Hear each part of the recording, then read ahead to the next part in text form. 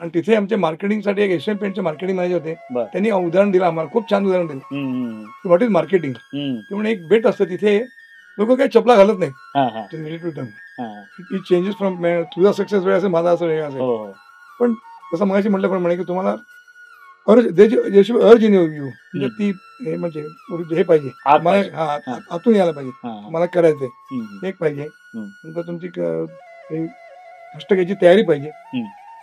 अक्षरशः आम्ही म्हणतो आम्ही स्वतःहून मार्केटमध्ये गेलेलो आहे. We did have failures, but we overcome that.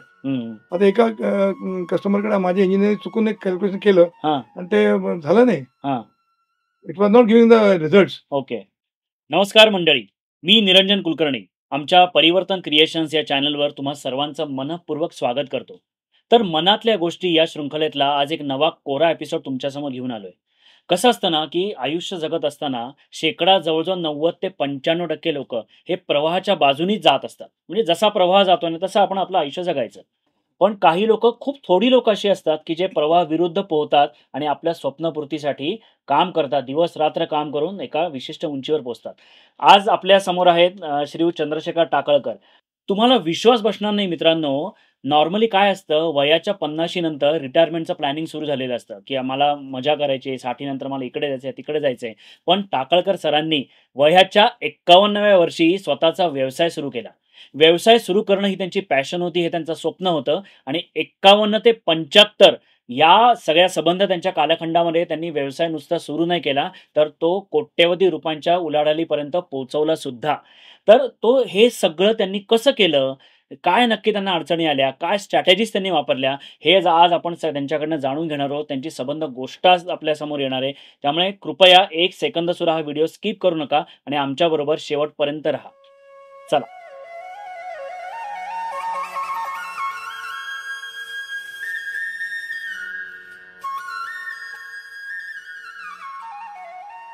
Takalkar sir, नमस्कार आणि मनःपूर्वक स्वागत तुमचं आमच्या चॅनलवर.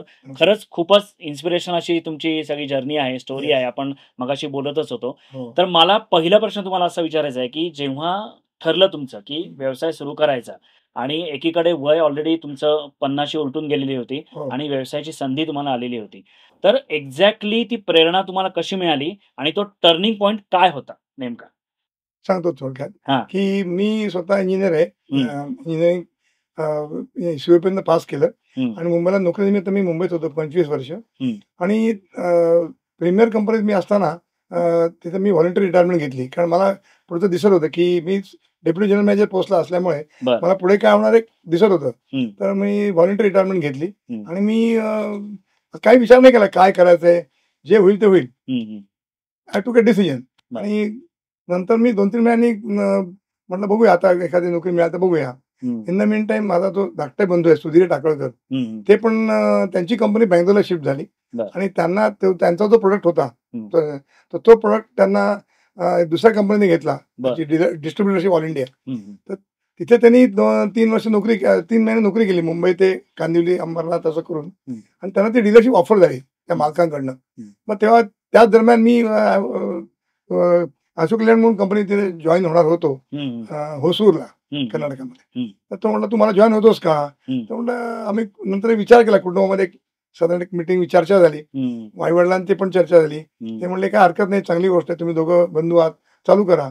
तर अशा दृष्टीने आम्ही 9 फेब्रुवारी 1998 साली आम्ही रामनवमीचा दिवस होता. आमच्याकडे समर्थांचं अधिष्ठान आहे आमच्या कुटुंबात, त्यामुळे तो दिवस आम्ही निवडला. त्या दिवशी आम्ही समर्थ इंजिनियर्स अँड कन्सल्ट म्हणून कंपनी चालू केली. अच्छा, पण मग तो एक्झॅक्टली किस्सा काय होता? जसं मी आता मेन्शन केलं की त्या कंपनीची ऑफर आली तुम्हाला, तर ती कंपनीचं नाव काय होतं आणि काय प्रोडक्ट होते, कशी आली ऑफर तुमच्यापर्यंत? कारण जी जसं मगाशी म्हटल्याप्रमाणे बंधूंची जी कंपनी बँगलोर शिफ्ट झाली त्याची डिस्ट्रीब्युटरशिप ओपन झाली आणि अहमदाबादला सनटेक एनर्जी सिस्टम म्हणून एक कंपनी होती, राजेश भाई वडोदरिया, त्यांनी ती डिस्ट्रीब्युटरशिप टेक ओव्हर केली. अच्छा. आणि त्यांनी मग भावाला फोन केला की तू हा प्रोडक्ट तुम्हाला माहिती आहे, तुम्ही मला जॉईन करा. त्यांनी जॉईन केला आणि मग नंतर हे ऑफर द डीलरशिप. आणि अशा सगळ्या ते घटना घडत गेली आणि मी त्याला जॉईन होणार होतो, पण नंतर सगळ्यांचा विचार विनिमय केला. घरी मी पत्नीशी बोललो, आई वडिलांशी बोललो आणि म्हटलं हा पर्याय मी स्वीकारतोय.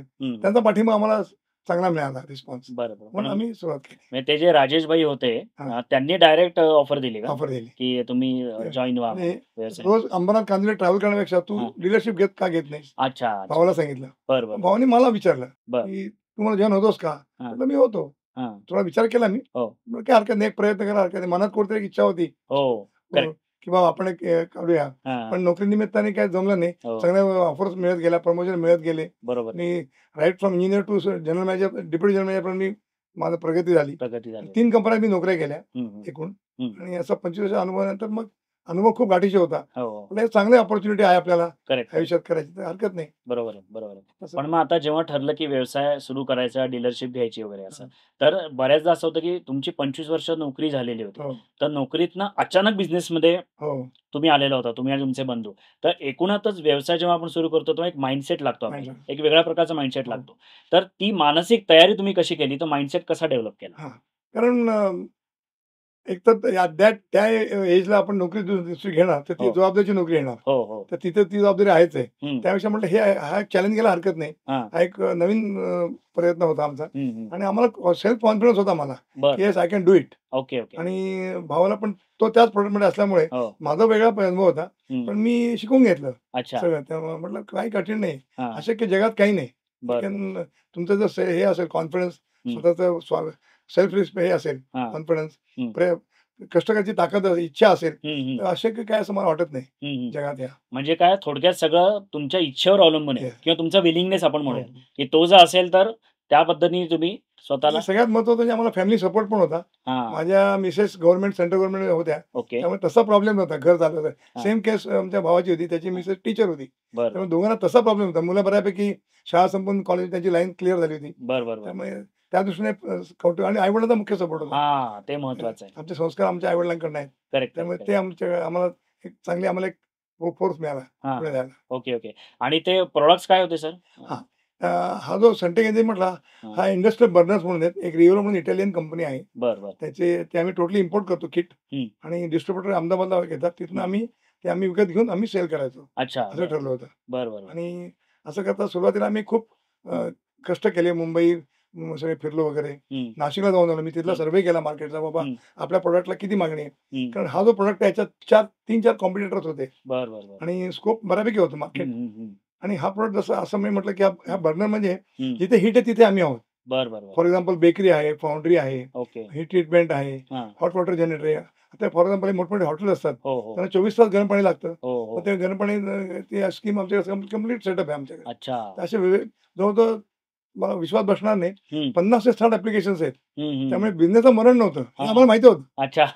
मला प्रोडक्ट भावत असल्यामुळे करेक्ट, करेक्ट. फक्त we have to go and search market, बरं, बरं. Reach to the customer. हां. आणि ते आम्ही सुरुवातीला मुंबई बऱ्यापैकी प्ले केलं. हां. नाशिकला म्हटल्याप्रमाणे गेलो. हो. नंतर एक दिवशी काय झालं की हं. माझे एक क्लासमेट हार्डीकर सोले पुण्यात होते. हं. ते म्हणे की टाकळकर तुला पुण्याचा कस्टमर पाहिजे. मी जाऊन येऊन करायचो. हं. अंमरनाथ पुणे मी डाऊन अप करत होतो. हं. पण तो म्हणला की तुझा बिझनेस कसा आहे की तुला बॅकअप द्यायला लागतो, सर्व्हिस बॅकअप द्यायला लागतो. बरं, बरं. स्पेअर पार्ट सप्लाय करायला लागतात. हो. आणि एक बर्नर बंद पडला की सगळा प्लॅन बंद होतो. करेक्ट. तर तुला पुण्याला यावं लागेल. हं, हं. सो मी त्या दृष्टीने सिरियस विचार केला हं. की आपण पुण्याला शिफ्ट होऊ. हं. म्हणून आम्ही 2000 मी पुण्यात शिफ्ट झालो. हं, हं. दुसरा एक प्रॉब्लेम होता की आमच्या मिसेसचा गव्हर्नमेंट जॉब असल्यामुळे तिला एवढी इच्छा नव्हती यायची. शी वॉज हां. सेटल्ड. अच्छा, अच्छा, अच्छा. पण बरं. तिला मग थोडासा मला एक वेळ लागला तिला कन्व्हिन्स करायला. हां. अल्टिमेटली शी गॉट कन्व्हिन्स्ड. ओके. शी जॉइन्ड अम्युनिशन फॅक्टरी, डिफेन्स अकाउंट्स. हां, हां. आणि असं आम्ही 2000 साली पुण्यात आलो. बरोबर. आणि नंतर त्याचा मला खूप फायदा झाला हं. की पुण्यात राहून मला इकडे औरंगाबाद, नगर साईड कव्हर हं. करता आली. हं, हं. इकडे सातारा, सांगली हं, टू हं. बेळगाव हं. I could cover. बरोबर आहे. आणि त्याचा कष्ट खूप पडले. हं. I have to reach to the customer. हं. आणि रिस्पॉन्स मात्र मग चांगला मिळाला. चांगला मिळायला लागला. येस. एक असा मनात प्रश्न आला आता तुम्ही जे सांगत होता त्याच्यावरनं, की कुठलाही व्यवसाय सुरू झाल्यानंतर म्हणजे सुरू केल्यानंतर जम बसायला एक वेळ लागतो. वेळ लागतो, वेळ. की काही बिझनेसमन म्हणजे बिझनेस टू बिझनेस ते डिफर करतं हो. ऑफकोर्स, की काही बिझनेसमध्ये 1 वर्ष लागतं, काही बिझनेसमध्ये 3 वर्षापर्यंत थांबावं लागतं. तर हे बाकीचे जे खर्च असतात म्हणजे कौटुंबिक खर्च आहे, तुमच्या स्टाफचा पगार असतो, हो. इतर ओव्हरहेड्स असतात. हे आर्थिक नियोजन तुम्ही कसं केलं त्या काळामध्ये? सांगतो काय झालं, जेव्हा आम्ही हं. बिझनेस सुरू करायचं ठरलं तेव्हा हं. मी ₹1,00,000, हां. भावाने ₹1,00,000 हां. आणि वडिलांनी आता गेस्ट त्यांनी ₹1,00,000. अच्छा. असं आम्ही 3,00,000 करंट अकाउंट कॅनरा बँकेत अंबानाच्या अकाउंट उघडलं. बरं, बरं. आणि बरं. आणि त्यांचा आम्हाला सपोर्ट होता. हां. आणि आम्ही मग तशी सुरुवात केली. हं, हं. आणि मग आम्हाला बँक बोथ आर इंजिनियर्स. आम्हाला बँकेचं काय माहित नाही, चेकवर सही कुठे करायचं हे माहित नाही, म्हणजे कसं करतात, बँकेचं नॉलेज काय, करंट अकाउंट काय, सेव्हिंग अकाउंट माहिती होतं, करंट अकाउंट कसं ऑपरेट करतं माहित नव्हतं. पण आम्ही शिकून घेतलं की लकीली मला एक सवन म्हणून ग्रस्त तिथे बँकेत होते, त्यांनी मला बऱ्यापैकी नॉलेज दिलं. त्याचा मला फायदा झाला. Okay okay. त्याच्यामध्ये एक थोडक्यात सांगतो की आमचं शालेय शिक्षण वडील ऑर्डिनन्स पेटेल असल्यामुळे शालेय शिक्षणामध्ये अंमल झालं. आणि शालेय शिक्षण असताना तिथे मला फुटबॉलची आवड होती लहानपणापासून. मी शाळेत आलो 5 वाजता, असे आतासारखी शिफ्ट असू नये, 10 ते 5 शाळा, 1 तास जेवणाची सुट्टी, 5 ला घरी आलो, दप्तर फेकलं की मी फुटबॉल ग्राउंडवर असायचो. त्यामुळे मला त्याचा एक फायदा काय झाला की टीम वर्क कसं असतं, फिटनेस म्हणा किंवा ह्याचा मला फायदा झाला. आणि पुढे मी जेव्हा पुण्यात एमएस ला ऍडमिशन घेतली तेव्हा मी कॉलेजच्या टीम कडनं खेळलो, 2 वर्ष मी खेळत होतो. त्याचा मला पुढे इंजिनिअरिंगला ऍडमिशनला फायदा झाला. तसंच मी एनसीसी मध्ये पण join, I was sergeant in NCC. तर त्याचं मला आणखीन वेटेज मिळालं, इंजिनिअरिंगला ऍडमिशन मिळालं. असं आमचं बालपण खूप छान गेलं मनातला. Very good life in colony, defence colony. आणि पुढे मग शिक्षणासाठी मी पुण्यात आलो. Okay okay. 6 वर्ष मी एमएस ला आणि 4 वर्ष सीओपी. अच्छा अच्छा. आणि मग त्या काळात टीम तुमची किती लोकांची होती ऑफिसमध्ये? जेव्हा आम्ही जॉईन झालो तेव्हा आम्ही दोघंच होतो. अच्छा. अक्षरशः तुम्हाला आश्चर्य वाटेल, आमच्या बंगल्यामध्ये वरची रूम, माझ्या मुलाची रूम वेकंट होती, त्या रूम मध्ये आम्ही ऑफिस थाटलं, जुनी खुर्ची जुनी टेबल घेऊन आम्ही सुरुवात केली. अच्छा. साधा टायपरायटर नव्हता आमच्याकडे, यू नॉट बिलीव्ह. बापरे. आम्ही हाताने कोटेशन लिहायचो. तर काय झालंय, आमची एक मोठी ऑर्डर आम्हाला मिळाली. टाकत तुम्ही एवढी मोठी ऑर्डर घेताय, तुम्ही ऍटलीस्ट टाईप करून तर द्या quotation. That was a breakthrough for us. अच्छा. आम्ही अक्षरशः कोटेशन टाईप करून घेतलं. That was one beginning of getting good orders.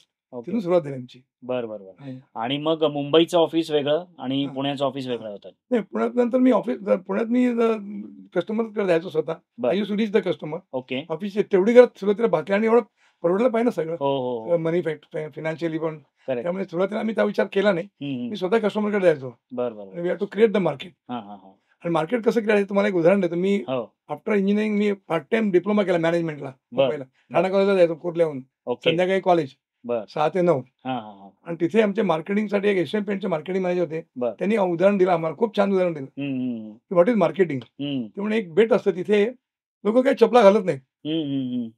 तर हा प्रश्न त्यांनी विचारला की तू जायला तयार आहेस काय, केला विचार. मी कसं जाणार, तिथे कोणीच बूट वापरत नाही, मी काय विकणार. दुसऱ्याला विचारलं, अरे there is a tremendous market, nobody is using chappals, so there is a big market, I can do it. तर हा जो अप्रोच माझ्या डोक्यात फिक्स बसला होता की अरे we have to create the market. Market कधी नसतं तयार. बरोबर. तर तुम्हाला ते जाऊन क्रिएट करायला लागतं मार्केट. ते माझ्या डोक्यात फिक्स बसलं होतं की बाबा येस. आणि एक्झिस्टिंग कस्टमरला जाऊन त्यांच्या डिफिकल्टीज काय, तुम्ही सध्या कुठला बर्नर वापरताय, तुम्हाला काय डिफिकल्टीज आहेत, आमचा हा प्रोडक्ट आहे, आम्ही पण सिमिलर प्रोडक्ट आम्ही देतोय. कारण आमच्या बर्नरला 5 कॉम्पिटिटर्स होते. ओके. आमचा नंबर 3रा होता इन द मार्केट शेअर.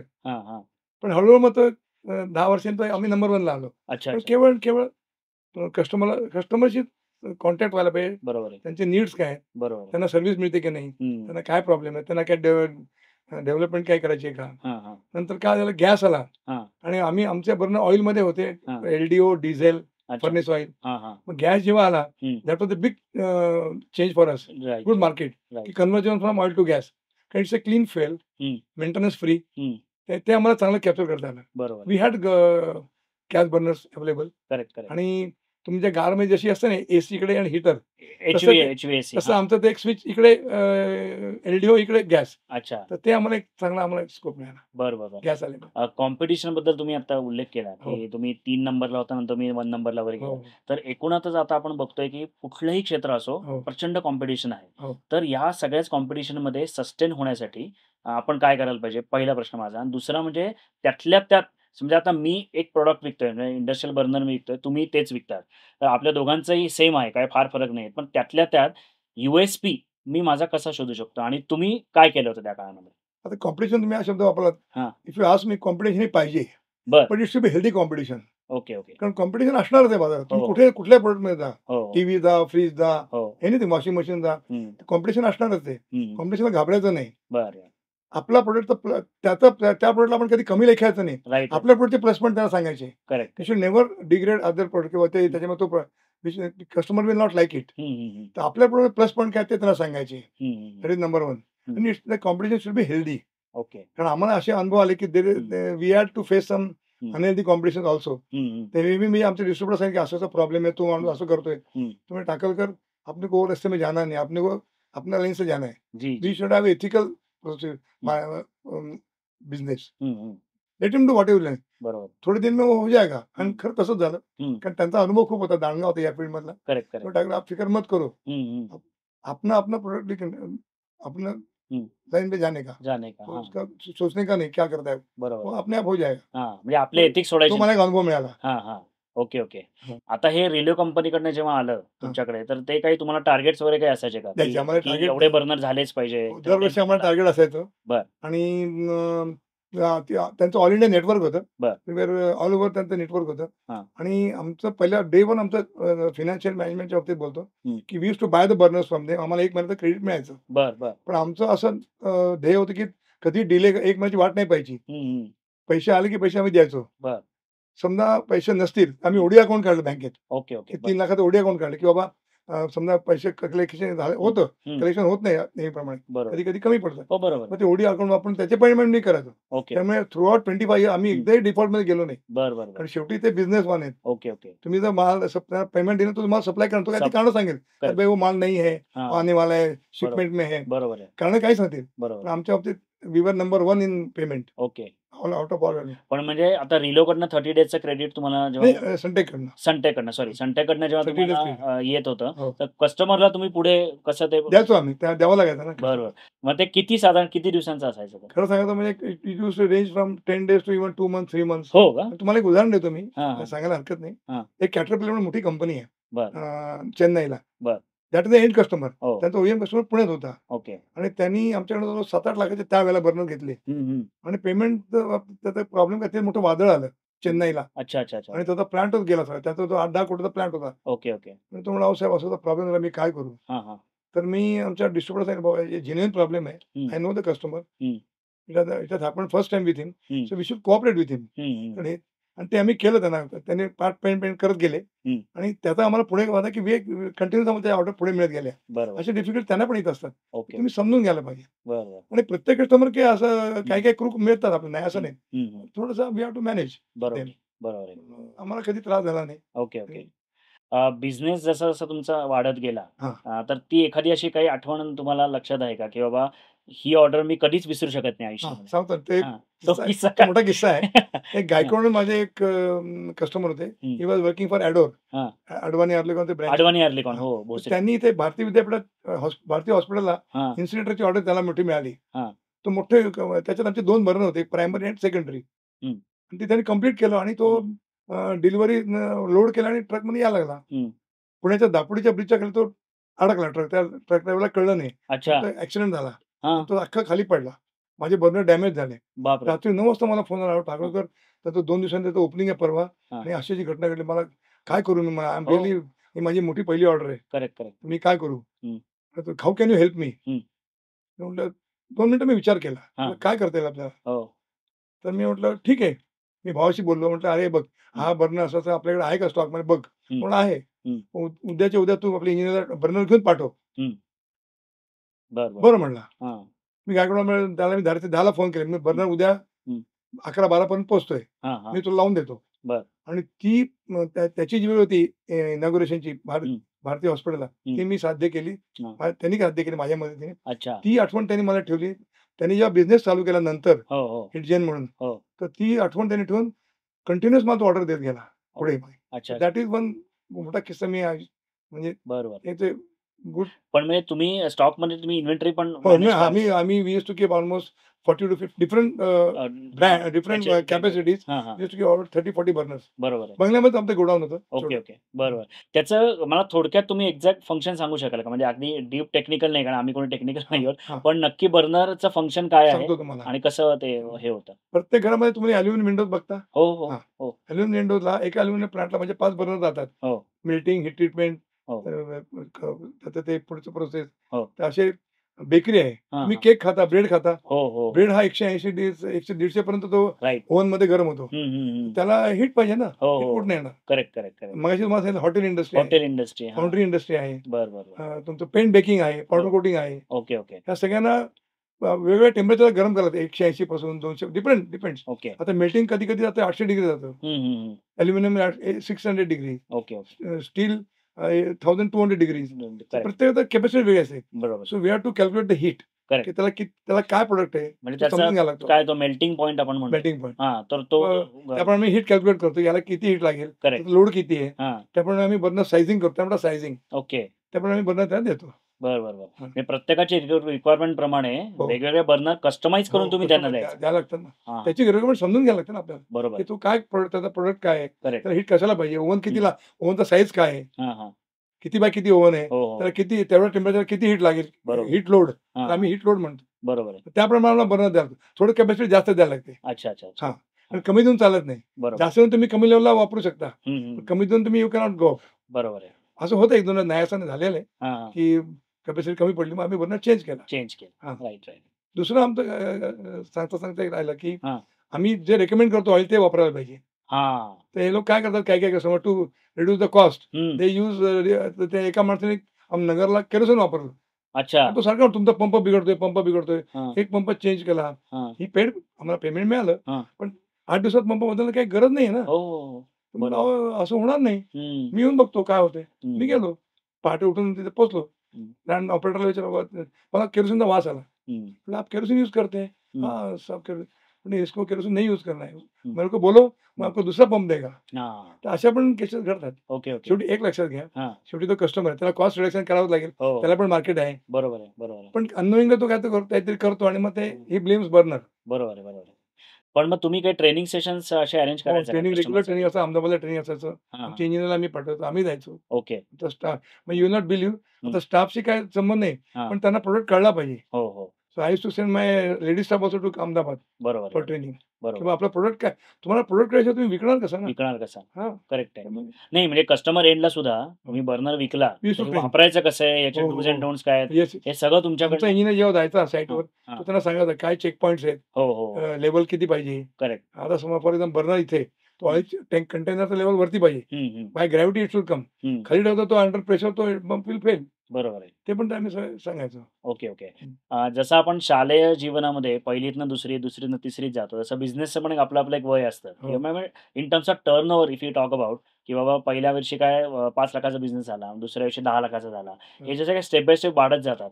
तर यामध्ये तुम्ही कुठली पर्टिक्युलर स्ट्रॅटेजी वापरली, की हे मार्केट तुम्ही कसं शोधलं, की बाबा इथे जास्त पोटेन्शियल आहे. मागच्या वर्षी आपण 10 लाखाचं बिलिंग झालंय, यावर्षी आपल्याला 25 लाख करायचे. For example Yes. आपण 20-30% प्रत्येक कंपनीमध्ये टार्गेट हो. ठेवतोच, की अॅन्युअल टर्नओव्हर एवढा वाढला पाहिजे. हो. तर ते मार्केट तुम्ही कसं शोधलं आणि ती स्ट्रॅटेजी तुम्ही काय वापरली, जेणेकरून तुम्ही जेव्हा पोहोचलात, की ऑलमोस्ट इन 3-4 करोड पर्यंत जी उलाढाल झाली सगळी Yes. याच्यामध्ये, तर ती स्ट्रॅटेजी काय होती धंदा वाढवण्याची? हा, तर एक इंडस्ट्रियल प्रोडक्ट फाइंडर म्हणून आहे. हा. तर त्याला मी काय मार्केटिंगसाठी आम्ही म्हणून ठेवला नाही, अच्छा. बर. कारण तो कॉस्टली पडतो. हो हो गरज नाही. हो. इंडस्ट्रियल प्रोडक्ट फाइंडर असतात, हम्म. असे एजन्सीज आहेत, हम्म. त्यांना आम्ही त्यांच्याशी इयरली कॉन्टॅक्ट करतो. बरं. Use to pay them, so okay. They to send enquiries. अच्छा असं आहे हा. का? आणि मग त्या एन्क्वायरीज काय होतं, all enquiry may not gate converted. हम्म. तर आमच्या एका मॅडमला ते काम होतं, हम्म. की त्या रोज ज्या एन्क्वायरी यायच्या हम्म. मेलवर, हम्म. ते आम्ही स्क्रुटिनी करायचो हम्म. आणि त्यांना त्यांनी कॉन्टॅक्ट करायचं. हम्म. ते एक झालं. दुसरं लिप टू लिप, हा जे आपण वर्ड ऑफ माउथ म्हणतो. हा. हम्म. शिवाय ऍडव्हर्टाइजमेंट आपल्या आमच्या ठिकाणी नवीन प्लांट येतोय बाबा, हम्म. तर त्यांचं एक्सपान्शन आहे. हम्म. आता सातारला एक डाना ब्रदर्स म्हणून, हम्म. हे तुम्ही crankshaft for the automobile. Okay. तर आम्हाला पेपरात न्यूज आली की they are going to expand next year. हम्म. ती एक बातमी आम्हाला मिळते ना. हो हो. We are there our regular customer. Correct correct. आम्ही त्यांना कॉन्टॅक्ट करतो, असं असं आहे, बरं. We are there. हम्म. नंतर एक दुसरा एक फायदा आहे, हम्म. की बारामतीला एक वेस्पा कंपनी माहिती आहे, हो वेस्पा माहिती. बजाजचं कोलॅबोरेशन. हो हो माहिती. Italian company. That is Italian company right. When they stop collaboration with Bajaj, stop with hmm. Vespa, hmm. वेस्पाने प्लांट टाकला हम्म. पुढे बारामतीला. हम्म. ती इटालियन कंपनी आहे. बरोबर. आम्हाला कळलं ते, हम्म. आणि त्यांनाही कळलं की हे बाबा इथे आहेत. हो so they will also prefer real burner, correct. Not the other American किंवा जर्मन हम्म. किंवा दुसरे कुठले बर्नर, ते प्रेफर इटालियन होती. हम्म. ते आम्हाला कळलं. तिथे माझं होतं 15 बर्नर आहेत, बरोबर आहे. 2 व्हीलर 3 व्हीलर हम्म. बारामतीला. हम्म. तर ओके. असं एक मार्केट आम्हाला कळतं, म्हणजे वी हॅव टू अच्छा. कीप ऑन, लक्षात ठेवावं लागतं. ओके. पण आता हे इंडस्ट्रियल फाइंडर जेव्हा इन्क्वायरी तुमच्याकडे पाठवायचे, मग हा. तुम्ही त्या इन्क्वायरी त्यांना फोन करायचा, त्यांना भेटायला जायचा आणि मग ते सगळं प्रेझेंटेशन देऊन ती पीओ ऍक्च्युअल कन्वर्ट होणं, हो. या किती वेळ जायचा या सगळ्या प्रोसेस? बऱ्यापैकी वेळ जातो, हा. कारण टेक्स टाइम. लगेच तर कोणी लगेच नाही तुम्हाला लगेच. करणार नाही. कन्व्हर्जन रेट पण कमी. समजा हा. 100 इन्क्वायरी आल्या, हो हो. त्यातल्या may be only 50% will be real enquiries. हा. त्यातल्या 20% विल गेट कन्वर्टेड. अच्छा हा अच्छा. रेशिओ आहे. हा रेशो आहे. पण सोर्स ऑफ इन्फॉर्मेशन आहे ना. Okay okay. They are in the market. बरोबर. Customers are contacting them. Hmm. मला असं बर्नर पाहिजे, कोण आहे, बरोबर हे आहेत, आहे. असं ते. बरोबर आहे. पण कुठल्या नेटवर्किंग प्लॅटफॉर्मवर तुम्ही होतात का? एक्झिबिशन्स होते अच्छा. त्यांचे, बेकरचं एक्झिबिशन असतं, ओके. बॉयलरचं एक्झिबिशन असतं, बरोबर. तिथे आम्ही भाग घेतो. आमचा स्टॉल ठेवतो आम्ही. हम्म. Use to keep our stall. बरोबर. हा. ओके. कुठल्या MSMEच्या आता बऱ्याच स्कीम सध्या आहेत. म्हणजे आपण बघतोय स्टार्टअपची लाट आहे. महाराष्ट्रात आहे, भारतात आहे वगैरे वगैरे. तर त्या काळात MSME कडनं तुम्हाला काही असं मदत व्हावी किंवा धंदा स्मॉल उभारी, स्केल इंडस्ट्री हा स्मॉल स्केल साठी काही स्कीम्स होत्या का? इव्हन आता सुद्धा तुम्ही काही येणाऱ्या खरं काळात- सांगू का, आमचे ही मी 25 वर्ष पूर्वीचा काळ सांगतो, जेव्हा आम्ही सुरुवात केली हो हो तेव्हा एवढं बँक लोनवर एवढं नव्हतं ना? किंवा गव्हर्नमेंट नेव्हर प्रमोट. हम्म. आताही सुरुवात झाली. हो स्टार्टअप वगैरे हा प्रकार आता हो गेले हो. 5-6 आता वर्षात. खूप फॅसिलिटी. त्यावेळेला आमचं काही नव्हतं. अच्छा आम्ही अच्छा आमच्या जीवावर केलं. अच्छा अच्छा. बरोबर. म्हणजे स्वतःवर विश्वास ठेवून. हा. आणि आम्हाला बँक लोन पण जास्त लागले. आम्ही आमचे use to generate our money, okay. Keep some FDs बर. For further expansion. हा. आणि दुसरा प्रोडक्ट आम्हाला तो मिळाला वॉलचा. हा अच्छा. हा मी ते विचारणार होतो तुम्हाला ऍक्च्युअली. मी वाचलं काय झालं त्याच्याबद्दल. की एक डार्लिंग मुस्कोणी कंपनी आहे, ती पण अहमदाबादची आहे, पण दॅट इज मॅन्युफॅक्चरिंग. ओके हा तो रेल्वे हा इम्पोर्ट फ्रॉम इटली. ओके. हा तो दुसरा प्रोडक्ट वॉल आहे. हम्म. हा पुण्यात माझा हडीकर नावाचा माझा क्लासमेट आहे. बर. तो विकत होता. हम्म. तर त्यांचा जो मुंबईचा जो एजंट होता, तो इव्हेंट टू स्टेट तो सोडून गेला. तर त्यांनी मला फोन केला, अरे ठाकरे हा प्रोडक्ट तू त्या बिझनेसमध्ये आहेस, तुझा भाऊ पण बॉयलर मध्ये, तुम्ही पण बॉयलर मध्ये आहात, तर हा प्रोडक्ट ओपन होतो, तुला बॉम्बेची एजन्सी घ्यायची आहे का? मी म्हटलं ठीक आहे, ओके, नो प्रॉब्लेम. आम्ही ती पण आयडी केली after 2 years. After starting burner we added that also. So we had 2 dealerships. ती पण अमेरिकन कंपनीच आहे, बरोबर. पण मॅन्युफॅक्चर इन अहमदाबाद. बरोबर. तो आम्हाला एक प्रोडक्ट चांगला मिळाला. अच्छा अच्छा. हा. पण आता जसा तुमचा व्यवसाय वाढत होता, तसं आपण नेहमी असं म्हणतो ना, की व्यवसाय वाढवण्यासाठी बिंग अ ओनर तुम्हाला बिझनेस डेव्हलपमेंट आणि त्या स्ट्रॅटेजीज, विजन याच्यावर काम करायला लागतं. तुमचा बॅक ऑफिस जेवढा स्ट्रॉंग असेल, तेवढं तुम्ही फ्रंट एंडला तुम्ही लढू शकता. हो. तर बॅक ऑफिस स्ट्रॉंग करण्यासाठी तुम्ही काय स्ट्रॅटेजीज त्यावेळेला डिझाईन केल्या? आम्ही एम्प्लॉयमेंट एक्सचेंज हे केले, ऍड केली. बरं. आणि आम्हाला लकीली मॅडम मिळाल्या, त्यांना आम्ही ट्रेन केलं. ओके. आणि तिच्या ओळखीने मग आणखीन 2 आल्या. बरं. आणि एक वॉल बघायची, 2 बर्नर बघायच्या. अच्छा अच्छा. त्यांनी कामाची वाटणी केली होती आम्ही सगळी. बरोबर. तू हे बघायचं, तू ते बघायचं. म्हणजे विल नॉट बिलीव्ह की आमची एक मॅडम जी होती, रंजिता मॅडम, शी वॉज, ती माझ्याकडे 15-20 वर्ष माझ्याकडे. Okay. It was like our family. आमच्या घरात ऑफिस असल्यामुळे it was like a family, correct. Extended family, our family members. आणि त्या पण जीव लावून काम करायच्या. आम्ही त्यांना असं कधी एम्प्लॉय असं ठेवलंच नाही. अच्छा. म्हणजे स्वतः. आणि आम्ही ऑफिस जसं महेश म्हटलं, सुरुवातीला ऑफिस साधं होतं, काही नव्हतं. हो. आम्ही एक्सटेंड केलं, हां. टॉयलेट वेगळं केलं, रेडियस आम्ही वेगळं टॉयलेट केलं, एसी केले. Correct. So your work environment if you improve, your productivity improves. Correct. आणि she use to directly talk to customers. हां, she exactly. Use to I was about to ask you, आपण जे management मध्ये शिकलेलो आहे, की delegation of authority and responsibility, yes, म्हणजे या तुम्ही त्यांना वाटून दिलं होतं येस येस. आणि त्यांना ते इनिशिएटिव्ह घेऊन करू शकत होते. करेक्ट. कारण त्यांना पण असं वाटलं पाहिजे ना, की बाबा मला काहीतरी एक स्पेशल काय म्हणूयात आपण, मला एक जागा आहे, एक्सपोजर आहे, मी काही डिसिजन्स घेऊ शकतो. Yes yes. कारण त्याला तो इंटरेस्ट निर्माण व्हायला हवा. की मी एक छान उदाहरण तुम्हाला देतो, फार सुंदर उदाहरण आहे. हां. उल्हासनगरला बेकरी होती, हां. तर माझा इंजिनियर तिथे मेंटेनन्सला जायचा, बर्नर बंद पडला तर. तर एक दिवशी माझा इंजिनियर सोडून गेला, एक ते होतच इंजिनियर येता जाता सोडून. ते असतं. बरोबर. एक दिवशी म्हणला, सर आपल्याला इंजिनियर पाहिजे. म्हटलं पाहिजे ना बाबा, तू एकटा काय करणार, पुण्याला की तुला एक. तो म्हणला मी त्या बेकरीत जातो, तो जो एक मुलगा आहे, तो ड्रायव्हर आहे, त्या मालकाचा, सिंधी मालकाचा ड्रायव्हर आहे, त्याची मोठी बेकरी.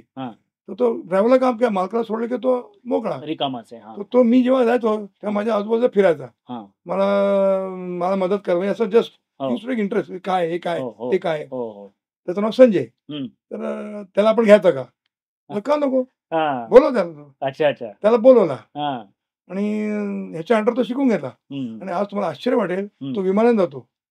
कोण? तो संजय. कस्टमर बोलतात, वो संजय को भेजो. क्या बात आहे. हा. म्हणजे मला आमचे प्रीमियर असताना एक साहेब होते पंड्याचे, ते म्हणे टाकलकर, लाइन पे जो काम वर्कर है उसको भी दिमाग दिया है भगवान ने. Don't under estimate enemy. Exactly. समजले की नाही. बिकॉज ऑफ हिज बॅड लक त्याला एज्युकेशन मिळालं नाही, म्हणून तो तिथे आहे, तुम्ही इथे आहात. तर तुम्ही कधी पण कोणाला अंडर एस्टिमेट करू नका. तसं मी ते तत्व वापरलं पुढच्या माझ्या ह्याच्यात. त्याला मी आज तो कस्टमर त्याला बोलवतात, संजय को भेजा आप. हे ग्लेअरिंग एक्झाम्पल आहे how you can develop people. Correct correct. त्याच्यात आम्ही कॉन्फिडन्स दिला की तू शिकून घे, तर मी अहमदाबादला पाठवतो ट्रेनिंगला. या उदाहरणावरून आपल्याला हे लक्षात येईल की प्रत्येक माणसाला बिंग अ ओनर आपण ती व्हॅल्यू क्रिएट करायला पाहिजे त्याच्यासाठी. त्याला आपण व्हॅल्युएबल डेव्हलप केला पाहिजे. आपण व्हॅल्युएबल आहोत ऑर्गनायझेशनसाठी हे क्रिएट करणं काम आहे आणि हेच खरं यश आहे. म्हणजे जे आपण बॅकहँड म्हणतो स्ट्रॉंग पाहिजे ते त्याचं यश आहे. वॉलच्या बाबतीत तुम्हाला एक सांगतो उदाहरण देतो. हो. माझ्या मित्राची एक मुलगी आहे, ती इन्स्ट्रुमेंट इंजिनियर पुण्यात आहे, कमिसमधनं. ती अमरावतीत आहे. त्या दिवशी मला देवळात भेटली.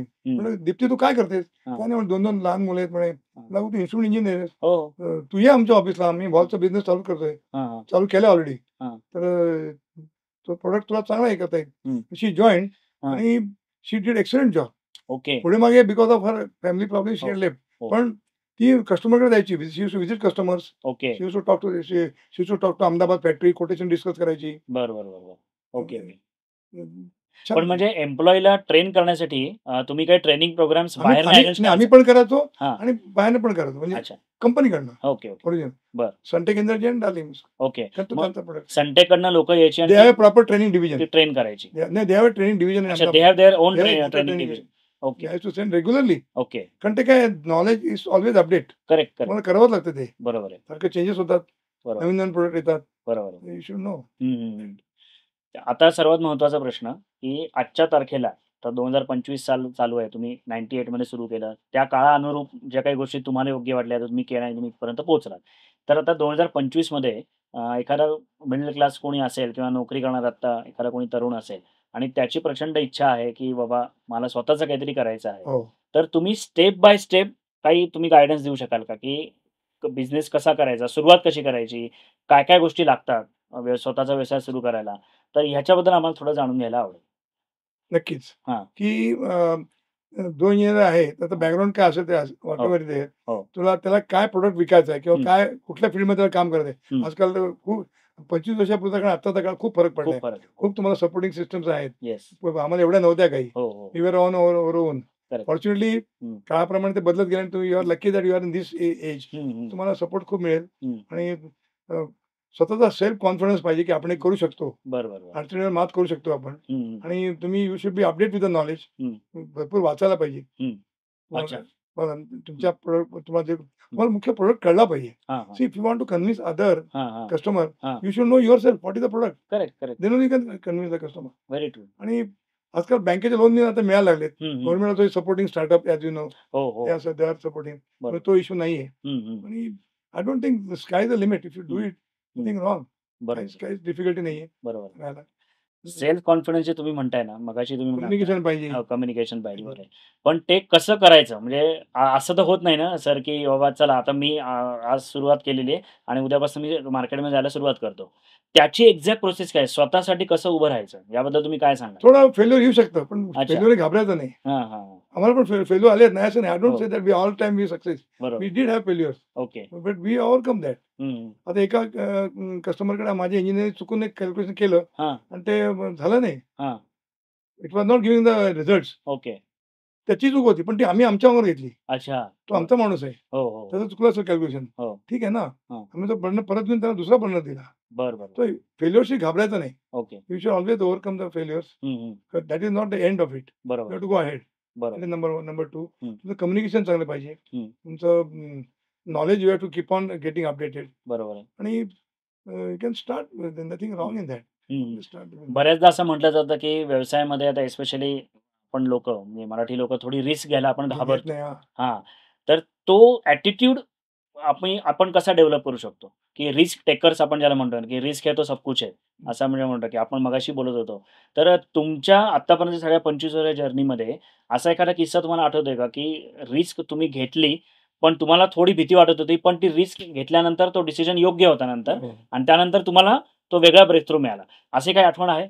आता एक तुम्हाला मी दुसरं एक उदाहरण देतो की मी जेव्हा प्रीमियर जॉईन झालो तेव्हा माझा बॅकग्राऊंड फाउंडरचं होतं.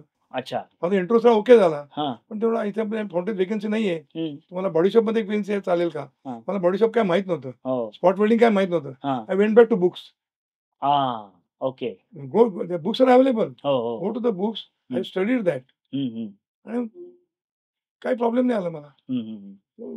थोडासा अभ्यास करायला पाहिजे, करायला थोडंसं कॉन्फिडन्स पाहिजे, वाचन पाहिजे, ओके. लोकांशी संपर्क ठेवायला पाहिजे हं. आणि यू कॅन मॅनेज. अच्छा. व्यवसायामध्ये काम करत असताना किंवा व्यवसाय वाढीसाठी गुरुची आवश्यकता आहे. तसं म्हणाल तर आता मी प्रीमियर मध्ये 25 वर्ष होतो, की हो. प्रीमियर एकूण इंडस्ट्रीमध्ये हां. मला शिकायला मिळालं नाही. हां. कोणी असं वरून काही शिकून येत नाही. हो. कॉलेजमध्ये जे शिकवतात ते ऑब्व्हियसली.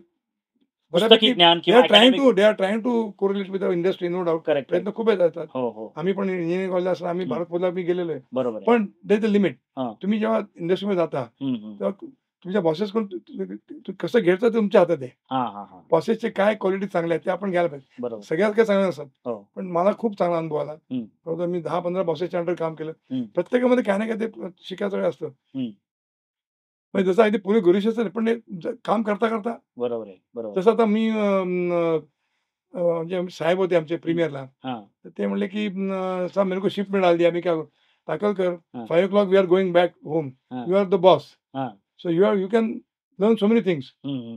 ते मला पटलं पण ते नंतर की येस अच्छा.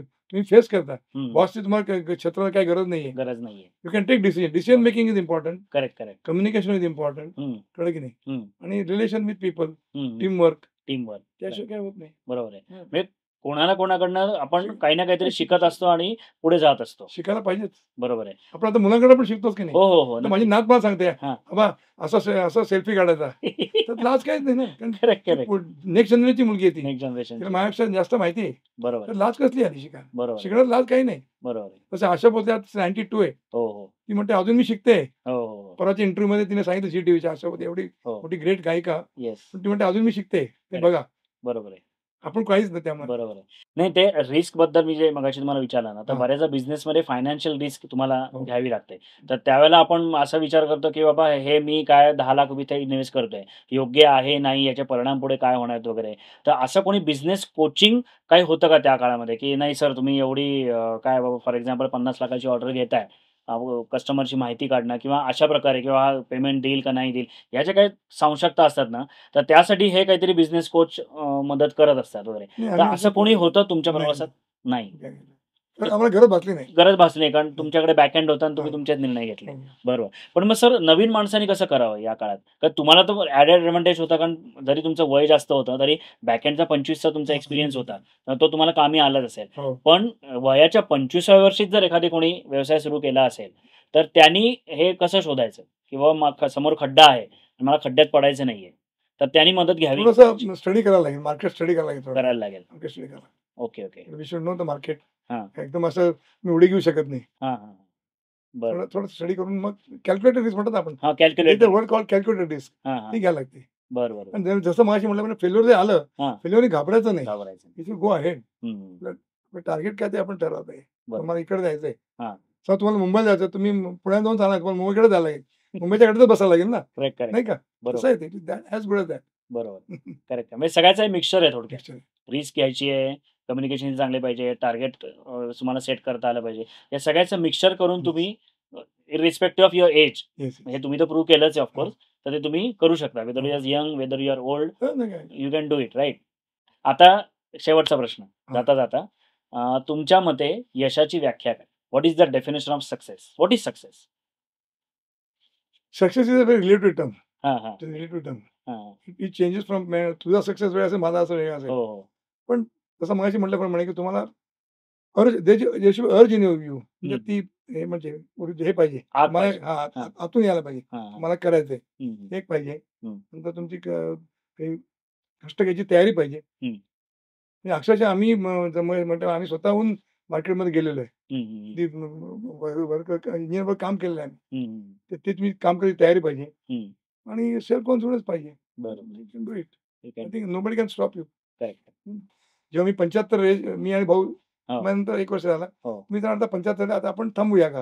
हां. तो थोडासा लेट टर्न होता. अच्छा. तर म्हणलं आता नाही माझी तर इच्छा आहे बाबा. हो. पण त्याच्या मुलांनी त्याला सांगितलं नाही हां. काका म्हणलं ते बरोबर आहे. बरोबर. कुठेतरी थांबायला पाहिजे. हो. कारण त्यालाच आपले बाकी ते सोशल तुम्ही मगाशी म्हणणार ते राहून गेलं. हो. रोटरीमध्ये पण मी काम केलेलं आहे. अरे हो. करेक्ट. आपण मगाशी डिस्कस करत होतो. तर एक सामाजिक संस्था रोटरी मी बऱ्यापैकी ऍक्टिव्ह आहे. हां. गेले 30-32 वर्ष आहे. अच्छा. हां.